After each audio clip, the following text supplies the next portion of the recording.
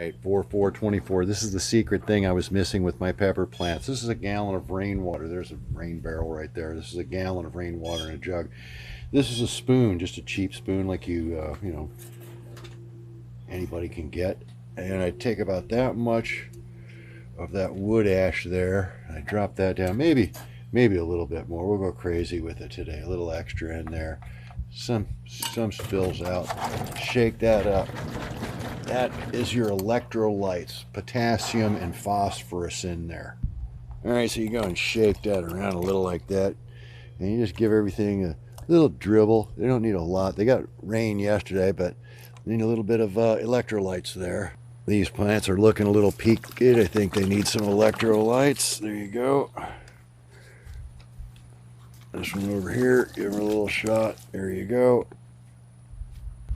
All these little fellers here.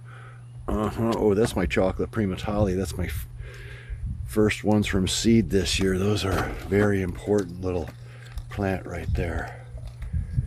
Good.